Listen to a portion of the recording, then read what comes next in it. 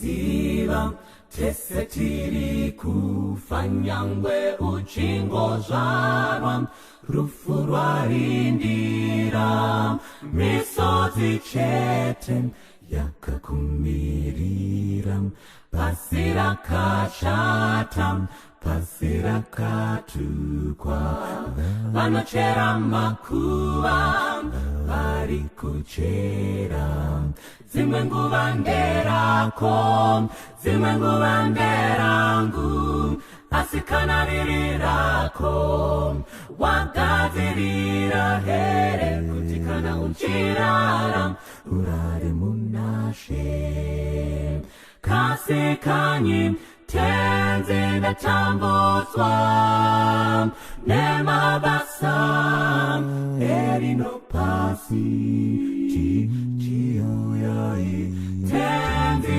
munditore ndiwe wenyu nekusingaperi munozviziva Jesu anouya nyangwe uchingotadza usingapinduki misodzi chete yakakurindira hauna upenyu uchazoparadzwa iwo mafaro enyika anopura iwo upfumi hwenyika hwose huchapera asi ukamana Jesu ndiyo nzira yekudenga kumusha wa Baba munozviziva Jesu anouya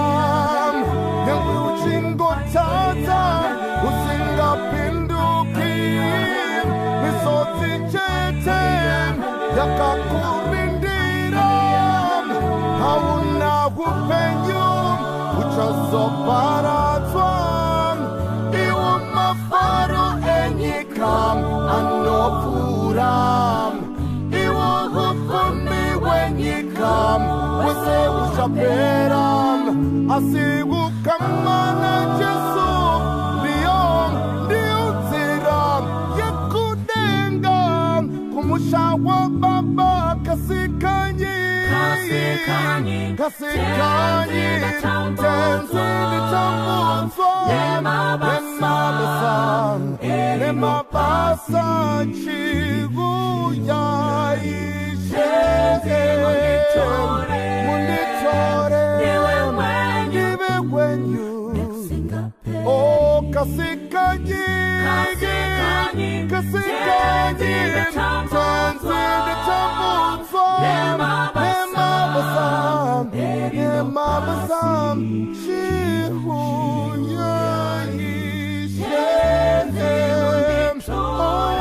munditore ndiwe wenyu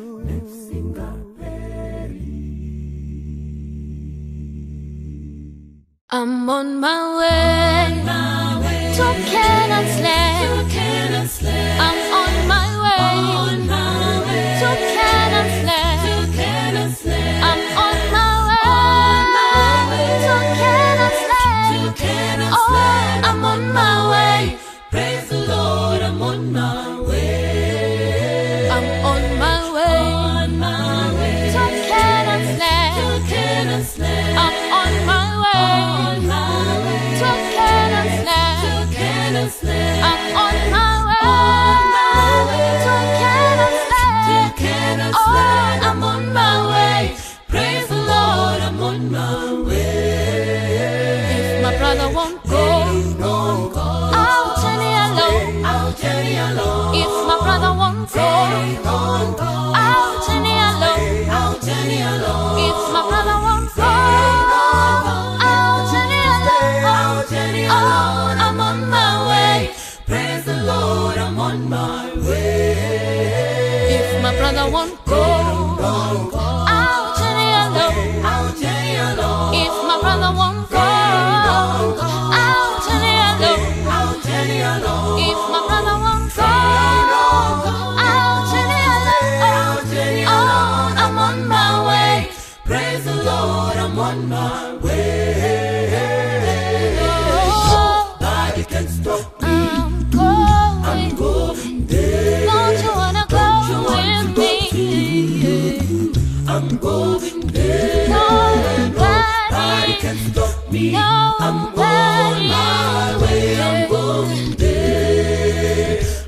going there. Nobody can stop me. Nobody. Don't you wanna go? I'm going there. Nobody Can stop me. I'm on my way. I'm going there. If my sister won't go, I'll journey alone. If my sister won't go, I'll journey alone. If my sister won't go, I'll journey alone. I'm on my way. Praise the Lord, I'm on my way. If my sister won't go, I'll journey alone. If my sister won't go, I'll journey alone. If my sister won't go, I'll journey alone. I'm on my way. Praise the Lord, I'm on my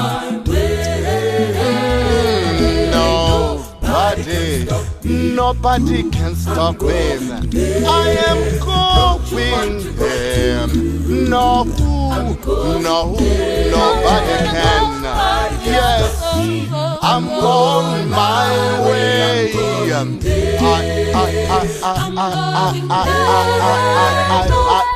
I am going. Don't you wanna go? If you want to stay, you can stay. I am going. Nobody can stop me. I'm on my way. I'm on my way. I'm going. Yeah. Don't you want to? I'm going there. I'm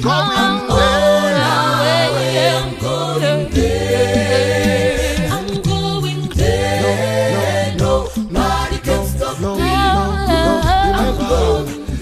Don't you wanna go? Don't you wanna go? Don't you wanna go? I'm going there. Nobody can stop me. I'm on my way. I'm going there.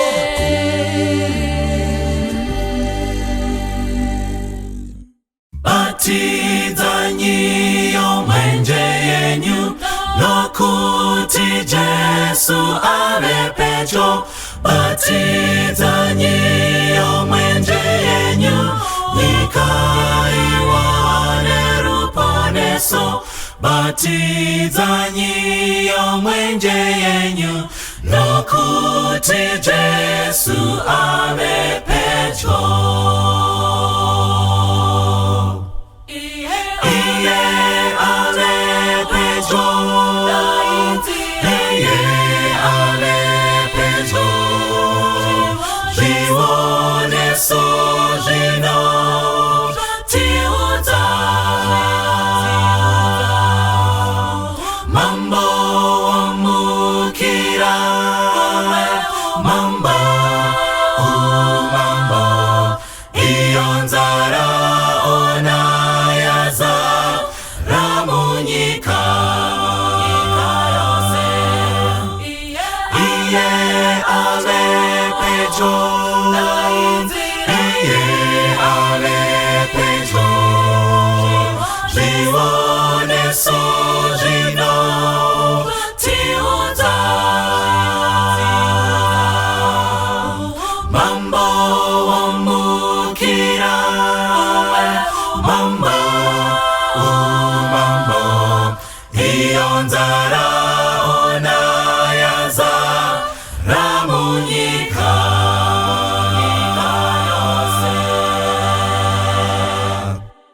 Simukanyi mose. Mula utenze mose. Jesu ano. Uya. Jesu ano. Uya. Iye. Uya nekukasika. Imidai tiranyi. Oh yeah, oh yeah, oh yeah.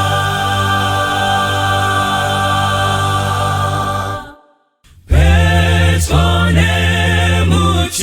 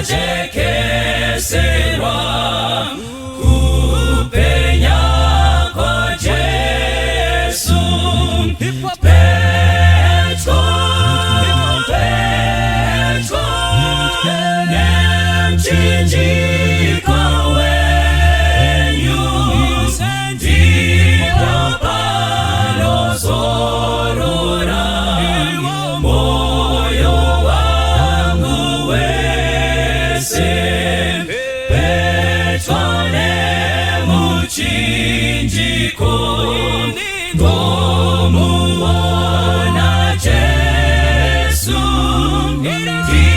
tibatsire kufamba mumabvute awo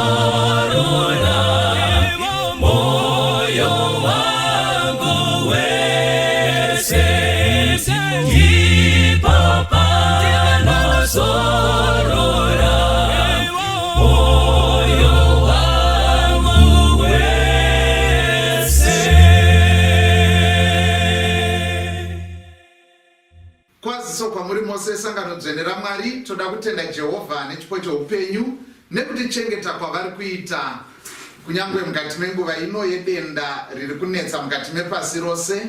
Toda kutenda Jehovha nechengetedzo yavari kutipa mukati memhuri dzedu. Tiri mukati mechirongwa chenyaya dzeutariri, stewardship, tichifamba nedingindira riri kuti let's get real.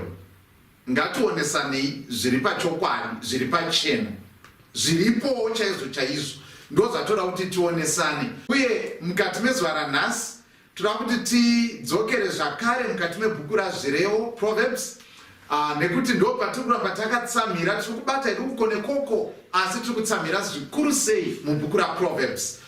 Mukati memashoko atiri kukoverana, message inoyi, mamessages ano akanangana zvikuru sei nepfungwa ye-empowerment. Nekuti kana munhu achida empowerment zvinogona kureva kuti at some point in time they were disempowered, kana kuti pane zvakaitika kuti wangorukutika. Saka mashoko esimbiso, egwinyiso, ekurudziro, takanangana nenyaya dzeutariri. Saka tisati tapinda mukati mekuverenga shoko raMwari, tinokumbira tivhare maziso edu tinyengetere. Ngatinamatei. Jehovha muri kudenga, tinotenda nechipo cheupenyu, taakuvhura shoko renyu, tinongokumbira kuti sekufemera kwamakariita chitibatsiraiwo pakuverengwa nekududzirwa kwaro, uye kuti rive rinopinda mukati meupenyu hwedu richiunza shanduko. Tinotarisira kuti tiswededzwe pedyo nemi nhasi kudarika kare kese. Tanamata nekutenda tichikumbira muzita raIshe wedu Jesu Kristu rinogara nokusingaperi. Amen. Mukati mezuva ranhasi vadikani, musoro wenyaya wandafunga kuti titaure pamusoro pawo, kandi nyaya yatiinayo ndaipa musoro wenyaya unoti hurombo hwayo nherera. Itsumokai inoreva kuti inopedzwa ichiti kudii? Hurombo hwayo nherera, kupakwa ichirutsa. Zvinoingaitwe sei? Uguinherera pachawanikawo chikafu iri kupakwa asi iri kurutsa, zvino pachaitwa sei? Rinenge ratova dambudziko. Kune vari kupaka vaya patoita dambudziko, paita gangaidza mukwenyu. Shoko raMwari rinotaura panapa richiti zvirevo 26 Proverbs 26 kana tiverenga pavhesi ya15 inoti panapa, a sluggard buries his hand in the dish, but he is too lazy to bring it to his mouth. Zvikanzi simbe, nyope, kwedu kumaungu toti nyope. Nyope inogona kuisa ruoko kutimba sadza, asi kuti azoti asumudze ruoko kunza kumuromo hanza anoona zviri zvinhu zvinorema zvokuti munhu anogona kuchitokotsera ruoko rwurimo mundiro yesadza. Zvino kana ari kumbonetseka nekunza ruoko kumuromo, zvinotoreva kuti handiye abika sadza iri. Kana ari kunetseka nekutimba bedzi ratoburwa, zvinoreva kuti handiye aribika. Nemamwe mazwi munhu atiri kupiwa panapo watiri kutaurirwa nezvake ndivo vaya vatingati vana mhere kumunda, mpururu pakudya. Vana mhere kumunda nokuti ari kunetseka, zvikanzi anoisa ruoko kutimba, asi anoona riri basa rakanyanyisa rokuti aise chikafu chacho mumukanwa kuti achidye. Saka kana munhu adai angabatsirwe nenzira yakaita sei? Chii chingaitwe kubatsira munhu akadai? Jehovha vanobvunza mubvunzo wakaita sei iwoyu, vachibvunza kuvanhu vaJudha kuburikidza namuprofita Isaiah. Vanobvunza kuna Isaiah chapter 5 panopiwa rwiyo kana kuti detembo riripo remurimi wemunda, Jehovha achizvipa somurimi wemunda. Zvikanzi ndakaita munda wandakaisa, zvikanzi munda uyu wakaiswa pachikomo chakaorera, ndikanhonga nekubvisa matombo, ndipakatimbwa, pakasakurirwa, pakadiridzirwa, zvikanzi pakatsvagwa mbeu yanga yakanaka yemhando yepamusorosoro yakauchikwa, zvikanzi ndombeu yakaiswa mukati memunda. Panguva yekunokohwa, zvikanzi ndakaenda kuti ndichinokohwa, apa ndakanga ndatovaka chisviniro chemizambiringa. Pamusoro pechisviniro ndanga ndatoisa dumba rekurinda kuti kusaite zvinouya zvichikanganisa munda iwoyuyu. Saka pakaitwa zvese nekutoisa rusvingo rwekukomberedza kuitira kuti pashayikwe zvinokwanisa kupoya nemumunda zvichikanganisa maruva kana kuti mizambiringa painenge yotunga. Zvikanzi ndakaita zvese zvichitestwa nekui zvese zvakavhenekwa, zvaitwa zvese izvozvizvi. Zvikanzi panguva yekukohwa ndakaenda kuti ndinotarisa kuti ndiwane muchero kana kuti zvibereko kunokohwa. Zvikanzi asi chakakatyamadza hechi chokuti kwakangowanika mazambiringa ebundo, pakangowanika mazambiringa ebundo. Zvikanzi chindiudzai imi vari mujerusarema nemi vanhu vaJudha, chindiudzai pavhesi 4 kuti chii chimwe chaifanirwa kuitirwa munda chausina kuitirwa. Chindiudzai kuti ndaifanirwa kuita chimwe chii pane zvese zvinozikanwa pakurimwa kwemagrapes ndakaita. Chindiudzai imi makateerera kuti anokunga makasirira pekuti ndokusaka pasina kuzobuda muchero wakanaka wamaitarisira. Saka zvikanzi panapa chinzwai zvandichazoitira munda, ndichausosonora, ndichabvisa zvose zvandandakaisa mauri. Now mazambiringa ebundo akawanikwaya, zvazviri kureva ndezvekuti mazambiringa akangofanana nemhodzi yangowirawo parutivi penzira kana kuti musango, muti wemugrapes uchibva watongomerawo, uchibva wangoitawo magrapes usina any care or supervision. Saka tumagrapes twakadari tuduku tunovava kuti go, tusingakwanisi kana kudyika, ndo twakawanika mumunda uri kurimwa, uri kune irrigation, uri kuiswa mafertilizers, wakabviswa manematodzi, wakaitwa safe fumigation, zvese zvaida kuitwa zvakaitwa. Zvikanzi asi tarireiwo kamuoni kuti pamunda iwoyu pakabuda mazambiringa ebundo. Pamunda werudzi rwakadai, chii chimwe chaifanirwa kuitirwa munda chandisina kuitira?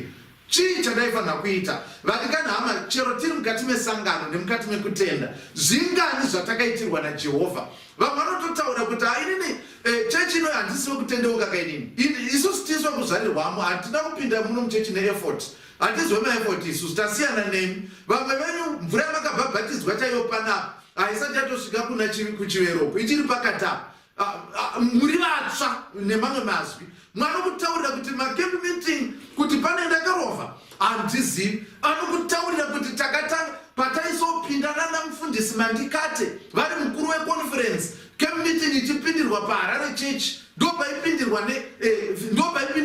meeting vagokutaura takapindira kwamucheke vagokutaura takazopindira kupi gore rauya varaili muna 1987 tiri panyazura vagokudza toiparidza kubva kubhuku rahagai vagokudza vanokutsanangurira kuti takazopindira kupi maeffort kana ari mayouth camp vanokutaura kuti agore rauya kuyunda tiri vanokutaurira asi zvibereko zveupenyu kuti zviratidze kuti munhu uyu ndokwabva neshoko raMwari.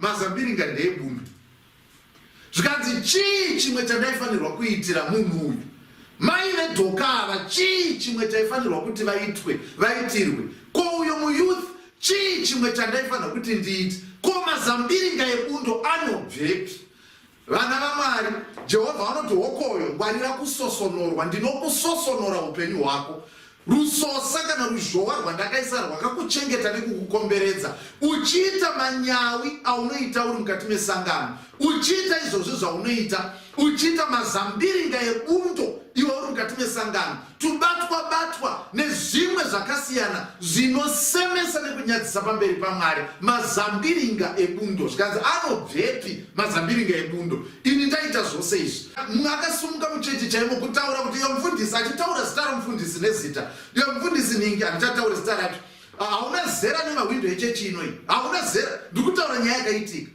munhu ari kutaura mufundisi kuti hauna zera nemahwindo echechi inoi kana usina zera nemahwindo kwakuzoti akaisa hwindo wacho ungaita zera naye ndozvaari kukutaurira zvikanzi asi ko mazambiringa ebundo akabvepi vadikani hama Mwari vatibatsire kuti tive tirimuka nekutendeuka kugarisa mukati mesangano hakuna zvakunoreva zvibereko ndozvinotaura kuti mweya mutsvene ari kushanda mukati meupenyu hwedu kana paine rudo kana paine mwoyo murefu kana paine kunzwira kana paine kuyanana nekuwadzana kwakanaka tiri mukati meshoko raMwari saizvozvo vadikani shoko raMwari richienda mberi nekutaura nesu toda kuti titaure zvakare takatarisa nyaya yeempowerment engo yatoda kuti tifambe nayo yekuti kana Mwari vakatarisa ndofunga kana Mwari vakatarisa continent yedu yeAfrica vanozvibvunza kuti nhai Africa chii chimwe chandaifanirwa kuita chandaifanirwa kupa to a continent chandisina kukupa iwe Africa chii chindiudza iwewe kuti chimwe chandaifanirwa kuita chii what is it chandisina kukuitira chandisina kukupa chii chimwe chandaifanirwa kuita noziva chero vamwe vanobva kune dzimwe nzvimbo dzemupasi rino vanoshamisika nezviri mukontinenti yedu nezvatiriwo isusu vanoshamisika nazvo nekuti zvose zvaingadikanwa zvakaiswa kana zviri zvicherwa nezviwanikwa kana iri climate yakanaka yakaiswa kana zviri zvose zvakaiswa neuwandu hwedu zvose zvikaringanidzwa zvikarongedzwa kana kuine continent yakambofevhwa naMwari kunzi apa Mwari maita favor iAfrica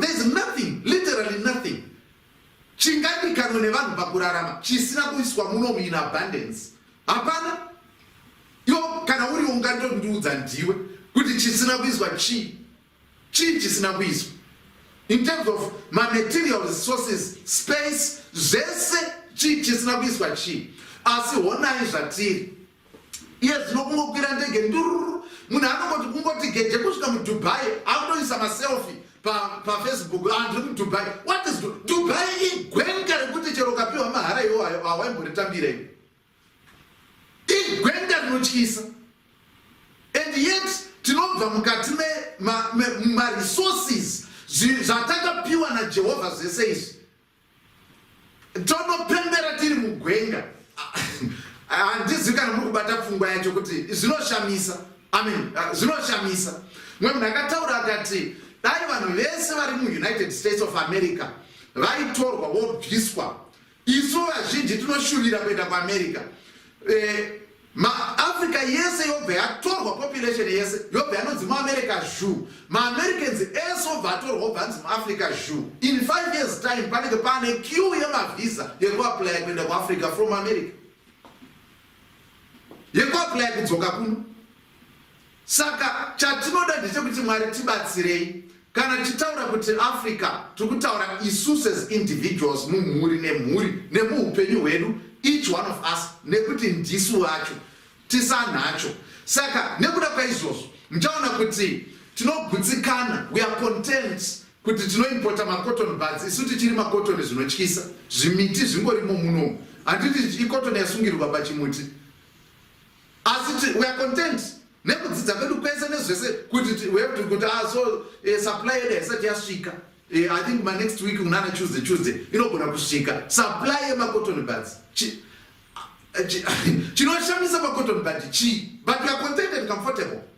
There is a bigger problem, and that's what we want to talk about.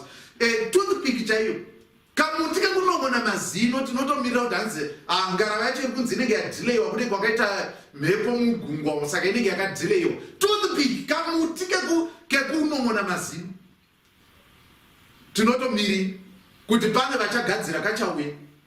This is a deep problem yatofanira kufungisisa pamusoro payo. Even mukati mesangano, it's a deep problem yatofanira kufunga pamusoro, and I think God is disappointed nezvimwe zvinhu zvatinoita, and we perpetuate such kind of things. Tichifunga kuti kune vari nani kudarika isusu ndo vanogadzira matoothpick, isu tozotenga kwavari tongonong'ona, and nongoti tobvara kuti anu matoothpick ndekusingapore kare makamboaona here ndekusinga kunong'ona mazino hakuna chakasiyana, ndizvozvo zvakangofanana. Money clip chaiyo kasimbi kawaya kekubata mari kake kuine iron iri muzisco, asi tinomirira kuti simbi ichabva mwari ngavatibatsire. Onai Nigeria tine oil inotyisa zvakadii, asi inocherwa yoendeswa kuUK yonorifayinwa. Nigeria has to import that same oil at a higher cost from the UK. Of course tinotenda kutiko zvino vana Aliko Dangote, the richest man in Africa, vari kuvaka the largest oil refinery in the world ku Nigeria, and I think that is a good thing to do. It's a normal thing. I mean, that's sensible. Pane kuti inocherwa muNigeria yoendeswa kuUK yonorifayinwa yozodzoswa makuimport as an import yakuimportwa. It doesn't work like that. Mwari vanoti chandaifanira kuita chimwe chii. Nemamwe mazwi ndiri kuti there are many resources that God has given us, akatikomberedza akatitenderedza, which are either not being used or are being grossly underutilized. Resources akatitenderedza, iwe ukafunga mukati meupenyu hwako, mukati memhuri yako, unogona kutoona kuti kune zvimwe zvakawanda zvakakutenderedza zvaunazvo asi zvatisiri kushandisa kana tinozvizvidza tozvitarisira pasi tichifunga kuti kana pane zvabva kure ndo zviri nani, ndo zvatinomhanyira izvozvo. Vamwe vari mune dzimwe nyika dzakaita sana UK vanotitaurira kuti kana pekupaka mota yadhi yacho panenge pasina, asi munhu iyeye munogona kuona kuti abva kune plus asi ari kuenda pekuti haana kana pekupaka mota, hanzi mota dzinopakwa muroad. I have not been to the UK yet. Dzinenge dzakapakwa muroad and things like that. Of course handisiri kuita discount zvimwe zvinhu zvakawanda zvinobatana nenyaya iyi.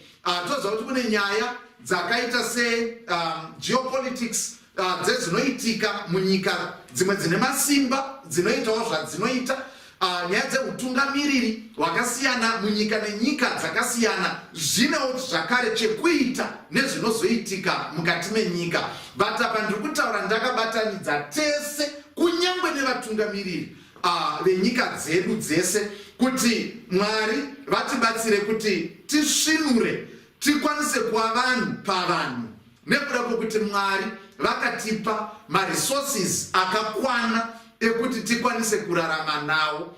Nerombo rakaipa Paul Kagame akambotaura achiti zvimwe zvatinoita zvinonyadzisa, tinotoenda mhiri kwemakungwa kuti tichinokumbira zvatinazvo kumba, ende vari mhiri vaya vanotora kuseri kwemba yako wokupira mhiri kwemakungwa iwo ndinotenda maita ndinotenda zvikuru. Saka zvakakosha kuti tikoshese kuti Mwari vakatiitira zvakanaka.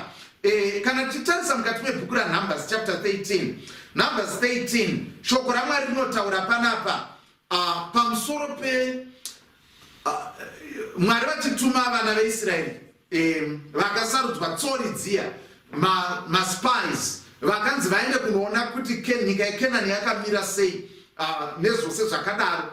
tinoona kuti pavakadzoka bhaibheri rinotaura kuti vanga vakatakura michero yemunyika iyoyo vakaitirana dembe-tembe remichero yenyika yakakura yakasvika yakakwana zvikanzi najehovha ndo nyika inoerera uchi nemukaka yandiri kukupai iyoyi zvikanzi chipindai munotora zvikanzi va10 of the 12 vakataura kuti varume kunyeperana iyi nyika ndo yatisingapindi zvikanzi varume vataona varimomo mizandinya yevarume vana mutimba nyoka vanachitakura mombe mbudzi hata vachipukuta ziyana machongwe akunyeperana varume umwe hatipindu hatikwani zvikanzi patazvitarisa isusu taona tiri zvitota pamberi pavo mumeso edu tanga tiri mhashu ivo vachititarisa tanga tiri zvitota umwe hatipindu zvikanzi pakaita bope vakati aha kunyeperana umwe hatipindu murufu chairo rwakatakatarisa narwo takurwa nechikuriri mwari vakagumbuka nekuda kwechiattitude iyoyi vakagumbuka zvakadaro kunze kwaCaleb naJoshua ndo vakamira vakati zviro kwazvo najehovha mupenyu nyika tinotora sei nekuda kwokuti jehovha ndo vataura jehovha ndo vadaro nyika tinotora hakuna kana chatinofanirwa kuzeza saka vana vaMwari pfungwa ida kuti ndiburitse neiyi one of the worst damages done by colonization ndeyekuti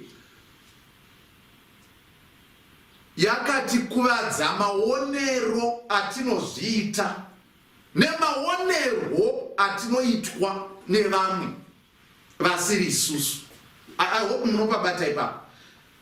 Vakaripota vakati patazvitarisa taona tiri zvitota pamberi pevarume vataonawo ivo vachititarisa vaona tiri ndongwe zvadzo zvokuti kungotsikwa tichingopwatitswa vachipfuura vachiinda kwavanoinda nerombo rakaipa. Pfungwa iyoyi chinhu chekuti chakadamaja the psyche kana kuti kufunga kwedu to a very deep level.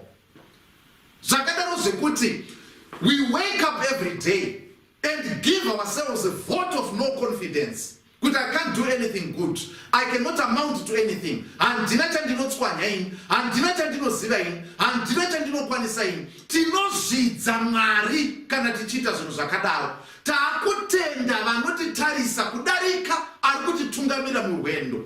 Akatipa nzvimbo, akatipa Africa ino yose kuti rive dunhu ratinogarawo mukati menyika pasi rino. Tochiteerera munhu akaitwa nomufananidzo waMwari akangoitawo sesu ani kutaura kuti you are nothing. You are not for sure I'm nothing. Thank you boss. I'm nothing for sure. Ndikutaura kuti this is a deep problem. Dambudziko redu rakadzika-dzika nderekuti hatitendi kuti we can amount to anything. Saka takangomirira kuti nguva dzese ave maita amatonawo maita amatona nezvaunazvo zvawaikwanisa kugadzira iwewe kana kuproducer iwewe. I mean, tell me kuti what's the magic yekuti how does it make sense kuti senyika yakaita seZimbabwe we have to import soya beans dzinoinventwa mufactory handi dzinongorima muvhu ivhu haripo here riri. Saka pfungwa yedu ngaive yekuti Mwari ngatisazvione tiri zvitota pamberi pevamwe. Ziva kuti iwewe wakaitwa mumufananidzo waMwari mupenyu. Mukati meupenyu hwako, mukati memhuri yako unogona kutaurwa mashoko ekunzi you are nothing.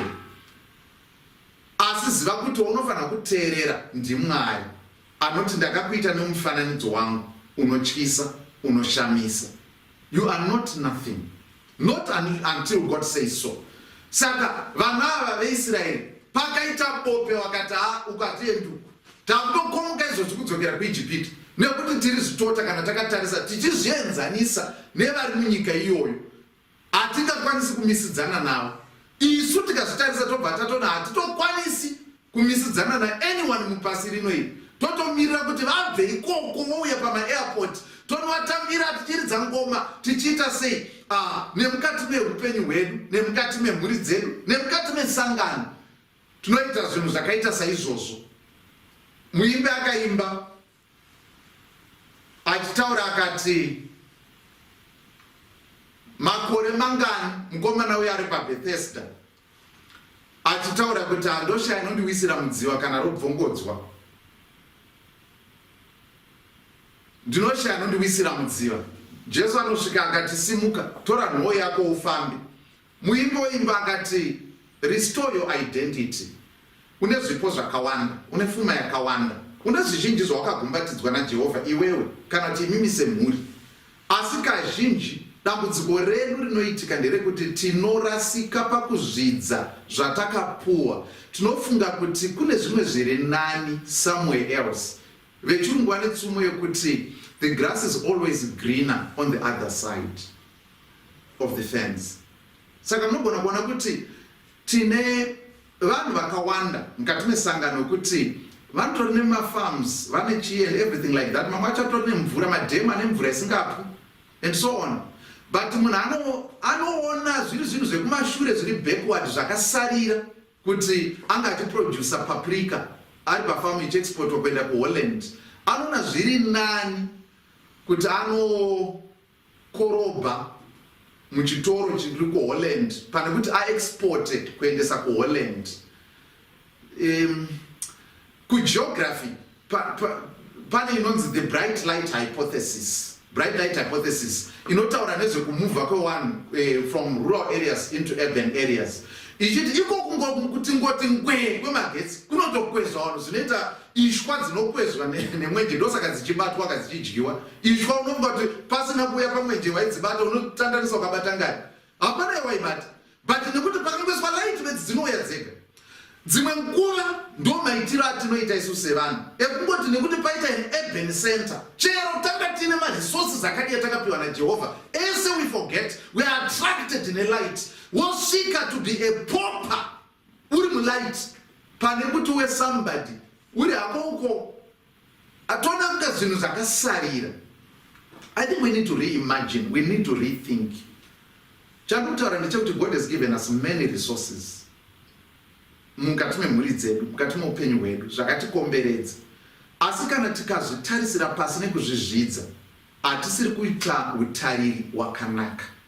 Adam apiwa munda weEden akanzi chiurima ushande munda iwoyu, ndo basa raakapiwa iroro.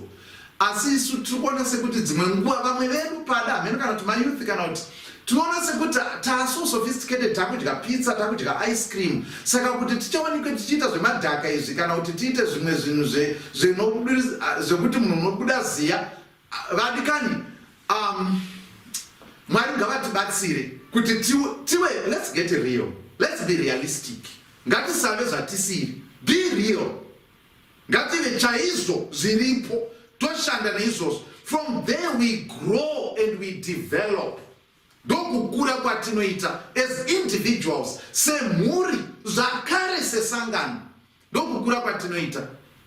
I mean, ndinobatikana as a pastor kuti when I look at us as a church, nemaresources mamwe atinawo, maschools, zvimwe zvikoro zvatinazvo, mabras, ivhu rakaorera, madhamu emvura, and yet tinenge tichidriva motikari kubva pachikoro kunotenga madomasi somewhere kuuya nawo papurazi, unotenga madomasi kutaundi kuuya nawo papurazi kuti vana vadye paboarding. That's not the Adventist blueprint of education. Hameno kwatiri kuzwana zvinhu izvozvo. Zvimwe zvacho zvinobva pakuzvitarisa tobva taona tisina chatinokwanisa kuita. Tinongomirira bedzi mari yefizi iyoyi vabhadhara vangani and so on and so on. Hongu yefizi inokwanisa kubhadharwa zvinokwanisa kuitwa, but God has given us more resources. This church would be much further than tiri kungoramba tichiti pane zvatakapuwa naMwari tichizvishandisa. Ndinamena vati atinoita Mwari vanoti mune muyedzo, mune muyedzo chaiva makundiitire chii chimwe chandisina kukupai, chii chamunoda chamaida chimwe chii chandisina kukupai. I think of this school, chikoro chedu chiri kuPhilippines.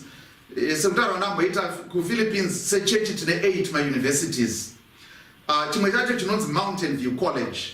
Vanoita mabasa makuru, chine prazi rakakura zvikuru. Vanoita mabasa makuru anoshamisa pachikora apa.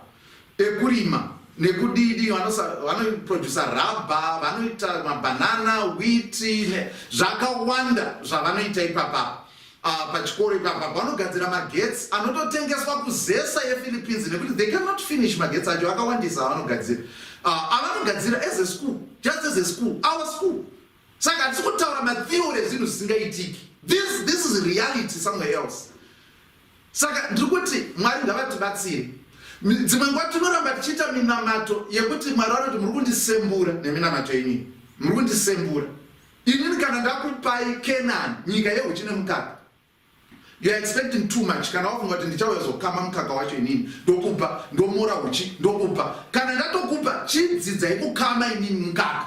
Chidzidzai kumora huchi inini, mochidya huchi. Kwete kuti moti Jehovah tapinda iri munyika yedu but huchi wamakataura ati mama zoti kudini huchi huya. Mwari anoti wamuedzo. Usandisembure. Mwari vakatipa zvakawanda. Vadikani, regai tivasvike pakupedza. Chitarisa nyaya yedu iyoyi vadikani. Munoona kuti pfungwa, I think the greatest damage yakaitwa necolonization ndekudza the African kuti you are nothing, you know nothing, you are ignorant, you are dull. Kusvikira tazvitenda, kusvikira zvaizvo zvatinorarama mazviri, tinovenga ganda redu, tinovenga pfudzi redu, tinovenga nyika dzedu, everything about us. Apana chatinoti ichi. That's very sad. So who are you? That's very sad. Because akakuita iwo unokusikwa na anyone wakasikwa na Mwari mupenyu. Mwari akati this is very good. So don't believe it. You are exactly what God intended to be. Uri chikomborero, uri simba, uri basa remaoko aMwari, rinoshamisa, rinotyisa. Uye hakuna anogona kukutsiva iwewe. You are you. Saka Caleb na Joshua ndopedza vakaramba vakati kwete ina handisi mhashu. Isu hatisi tiri tu hatisi. Ende vari tu ndo vakapinda muKenani. Vamwe vese rudhende rwakagibirwa pasi murenje rukanzi hamupindi. Grasshoppers don't eat grapes. Mati muri mhashu hamudye magrapes. Mese muchatenderera mumo kusvikira mese ndekugibirai pasi. Mese ndikupinda muvhu. Bedza vanoziva kuti ndinani ndo vanopinda. Ende ndo vakapinda. Caleb na Joshua ndo vakapinda. Vadikani, this is something chiri real.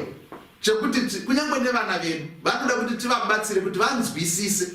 Chero mukati memhuri dzedu dzatinorarama kune vanhu vakaudzwa mashoko ekunzi you will never be anything in life.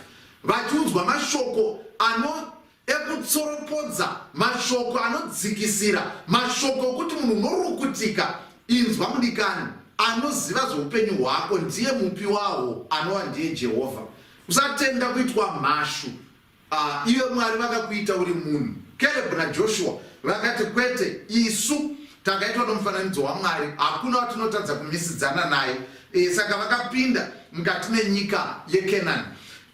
Kana titarisa munoziva zvakakosha kuti tinyatsa kuva nemuono wakanaka. Kana ukangova unoudzwa nevamwe vanhu kuti yo uri ani and whatever, unogona kurasika pakufunga nepamaonero nepamanzwisisiro.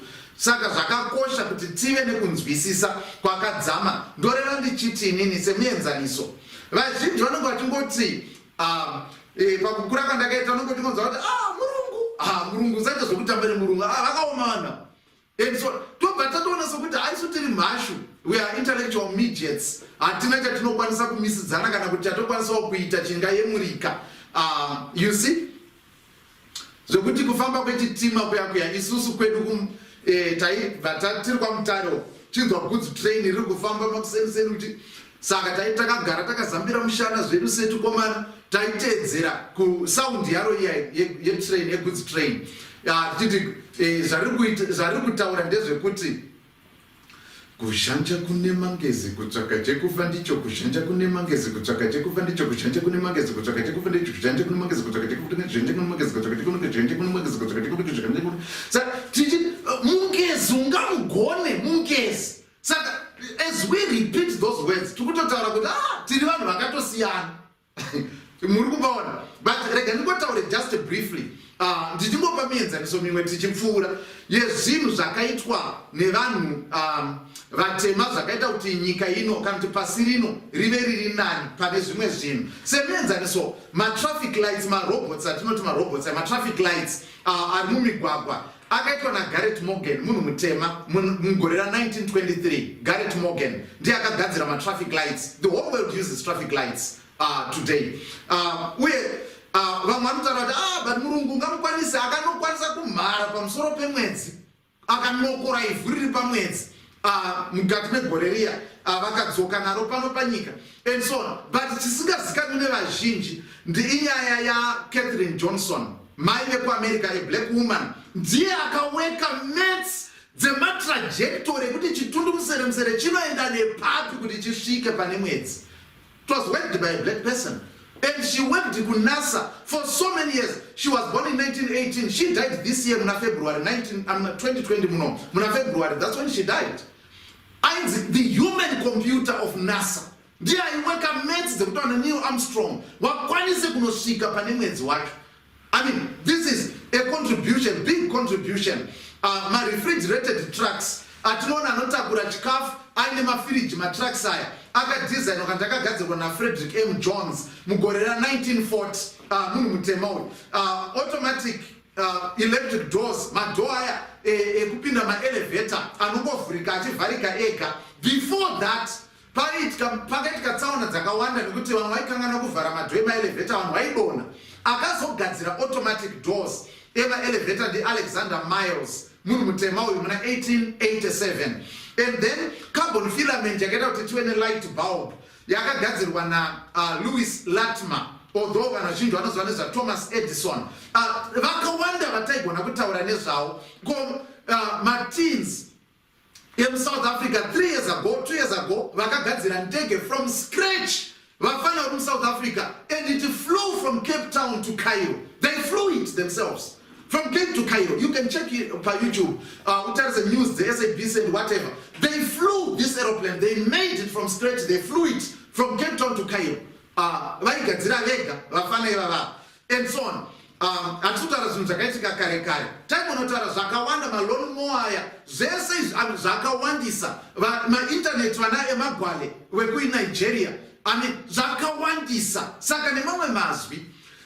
Pfungwa yatinoda kuti tibatsirane ndekuti Mwari tibatsirei kuziva kuti makatiita mumufananidzo wenyu. Tisatenda mashoko anenge ari kuti makatotukwa inyu kare kare, makasekwa nedenga, hakuna chamuchafa makatswanya pasi pezuva. Nekuda kwekuti zvinhu izvi zvakataurwa zvichishandisirwa Bhaibheri zvinofanira kukorektwa zvichishandisirwa Bhaibheri zvakare. Pekupedzisira vadikani, nyaya ndeyekuti whose voice are you going to believe? Izwi raani rauchateerera? Njaona kuti ndo zvakaisa mutsauko pakati paDavid nevakoma vake nehondo dzese dzaSauro pana 1 Samuel chapter 17. David paakasvika kwairwa hondo, achisvika vanhu vakanga vachingwenda nekuda kwezwi raGoliath, achitaura kuti mese imimi hapana amuzivani, achituka Sauro, achituka hondo dzake, achituka namwari wake. Varume vachitsika namhondopondo kutiza akuya vachitiza kubatwa nechirwi. David akasvika akati chiko chiri kuitika, ko uyo asina kudzingiswa anoshora Mwari anoshora Jehovha seiko? David haana kuteerera mashoko kana kutarisa mumhu waGoliath. David mumwoyo make makanga muine mashoko aJehovha. Vakaedza kumuudza kuti haugoni kumisidzana nayo. Uyo akarwa hondo dzakawanda, CV yake hondo dzese ende hapana yakakurirwa. Kubva ari mudiki kudai kwauzoti iwe zvako nemukaka pamuno haungakwanisi kumisidzana naye. Akomba mukurwa hondo, imhare inotyisa iyi. Saka but David akataura akati akarwa hondo, he has a long history, but today he will be history.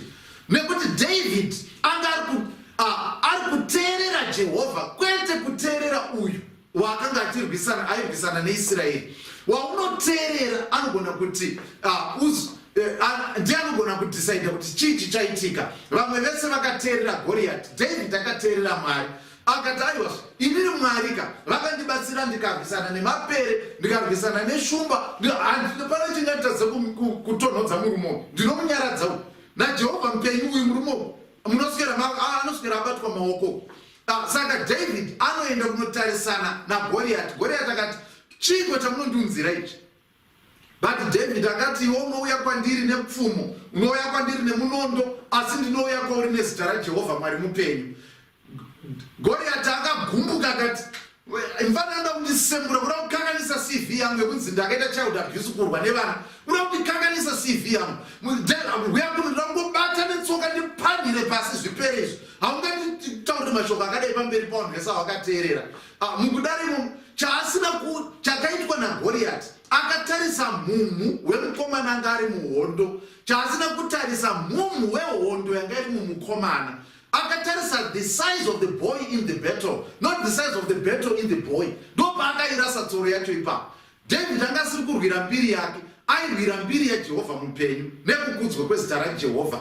Vadikani, kana tichishandisa zvatakapuwa naJehovha, zvakatikomberedza, zvatinazvo mukati meupenyu hwedu, zvatinazvo mukati memhuri dzedu, tinoita kuti mbiri idzoserwe kuna Jehovha. Asi kana tikangoti isu hapana hedu chatinokwanisa, tinongomirirawo kunzwa kuti vari kune dzimwe nyika vati kudii, ndokwanogona kutibatsira. Kana tikava nepfungwa iyoyo, tinozvidza muiti wedu, tinomuzvidza. Ndoda kufanana naCaleb naJoshua, ndoda kufanana naDavid. Nditeerere Mwari, kwete kuteerera mumwe munhu achindiudza kuti hauna zvauri. Munhu akaitwawo nomufananidzo waMwari seni. Saka ndinotenda vadikani kuti Mwari vanotibatsira, vatiitire zvakanaka, kuti maresources atakapiwa naMwari ashandiswe kuburitsa matuso anoenderana nekuropafadzwa kwatakaitwa. Ndosaka Mwari vati kuJudha, ndakakuitira izvi zvese, chimwe chamaida chii? Iwe ukatotarisa unogona kuona kuti zvizhinji zvamakaitirwa naJehovha semhuri kana kuti iwewe semunhu. Isusu sesangano, zvirokwazvo Jehovha wakatiropafadza. But are we using those resources? Tiri kudzishandisa here nenzira yadzinofanira kushanda nayo kuti basa raMwari riende mberi, kana kuti tiri bhiziwo nezvimwe hamene kuti zvipi? Mwari vatibatsire, zita raMwari rikudzwe, rirumbidzwe. Usabvuma kuti mumwe munhu akuderedze. Iwe wakaitwa mumufananidzo, usina kuitwa mufananidzo wake, wakaitwa mufananidzo waMwari mupenyu. Mwari vatibatsire, Mwari vatikomborere. Ndinotenda kuti vazhinji vari kuti neniwo Mwari ndibatsire iwe, ndiwe nemweya waCaleb, ndiwe nemweya waJoshua, ndiwe saDavid. Kana wakadaro mudikani, simudza ruoko rwako, tive nenguva yekunyengetera. Ngatinamatei.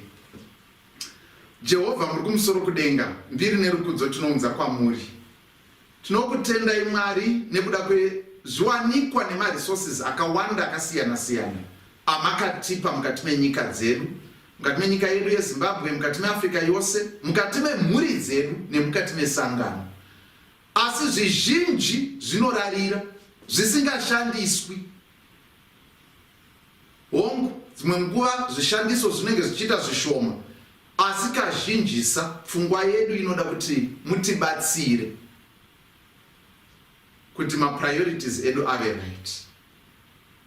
Ndizvo mhuri dzedu dzinokwanisa kusimudzirwa, basa renyu richivandudzwa, nesangano renyu richienderera mberi nenzira nemutoo wepamusoro. Tinotenda Mwari kuti muchatibatsira, kuva nemweya waCaleb, kuva nemweya waJoshua, kuva nemweya waDavid. Zita renyu rokudzwa. Tanamata nokutenda zvino nokusingaperi. Amen.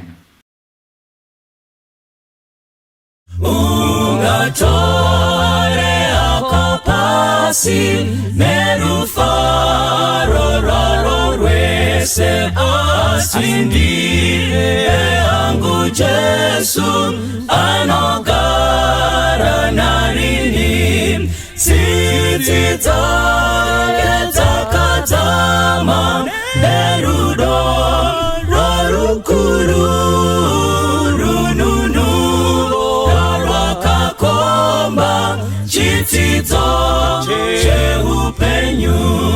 Ungatore pasi undipe angu Jesu anondinyarata mweya naye ndinozoimba tsitsi dzake dzakadzama nerudo rorukuru rununu rwakakomba chitsidzo cheupenyu ungatore hako pasi undipe angu Jesu ndione kufara kwake kondifata munzira tsitsi dzake dzakadzama nerudo rorukuru rununu rwakakomba chitsidzo cheupenyu ungatore hako pasi undipe angu Jesu ndinosimbira mchinjiko dakara ndimuone tsitsi dzake dzakadzama nerudo rorukuru rununu rwakakomba chitsidzo cheupenyu tsitsi dzake dzakadzama nerudo rorukuru rununu rwakakomba chitsidzo cheupenyu rununu rwakakomba chitsidzo cheupenyu rununu rwakakomba chitsidzo cheupenyu